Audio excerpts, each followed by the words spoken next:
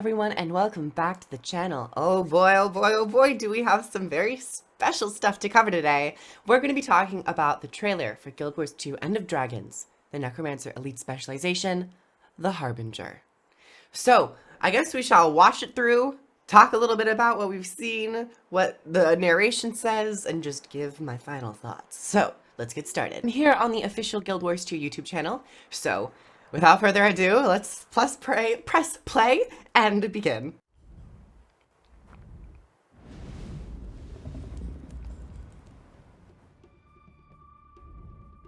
Some necromancers have always been separated from corruption by a thin edge, absorbing life energy to fuel their magic. Come on, The Necro. Harbinger's methods are even more volatile. These skilled alchemists have developed elixirs to inflict blight on themselves, converting their own pain into power. In Harbinger Shroud, they gain devastating abilities while suffering from blight.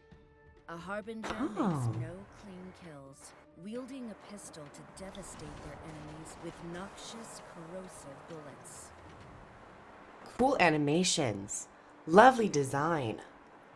Oh my gosh, I'm so excited. They're all like they're all quite necromantic. It was quite awesome. So there's a lot to kind of unpack here, at least from a visual standpoint. So the new elite specialization is called the Harbinger. And I was quick to remember that they already have a Harbinger Shroud on the Necromancer. It's that one trait that changes the Desert Shroud into Harbinger Shroud.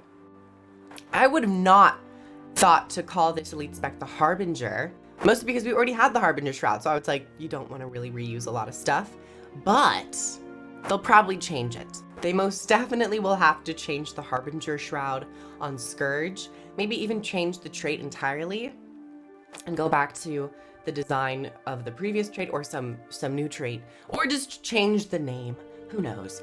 But so let's unpack this trailer. There seems to be, of course, first and foremost, had the correct guess of the icon. It is the elixir, and it is a gun, of course, which we knew. It was pretty obvious. But the actual effects and the skills that they're using, they seem to be using elixirs on themselves to enhance their own capabilities. And the narration and voiceover was talking about how necromancers always are on the edge, the cusp of corruption. But it seems like this elite specialization, necromancers are going to be playing a little bit more daringly, if I shall say. They might be afflicting themselves with blight and more corrosive energies, and they might be seeing some health degeneration or some other like give and take system with the Harbinger Shroud.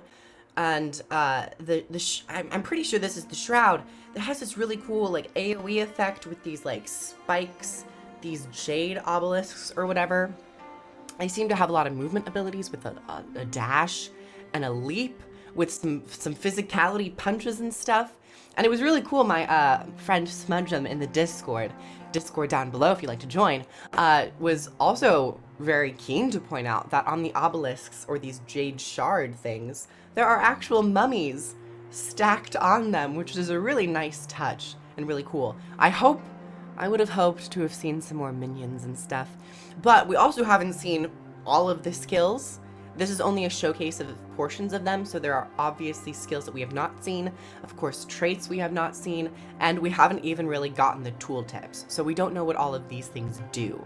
But aside from the Harbinger Shroud, they did talk a little bit about the gun. We saw it kind of fire a volley of these jade shards, these necromantic corrosive shards, and it seems that this weapon is going to be a bit more mid-range, power-oriented, and hopefully it has conditions that afflict enemies, but not in the way of like burning or torment, as was the avenue of the Scourge. I hope this is maybe a bit more about poison and slow or cripple or vulnerability, hopefully more conditions that aren't necessarily damaging, but more so utility and control oriented.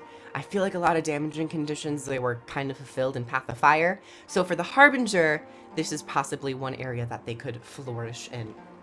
But I'm really excited for tomorrow, of course, because it seems that we're going to be getting the Guardian trailer.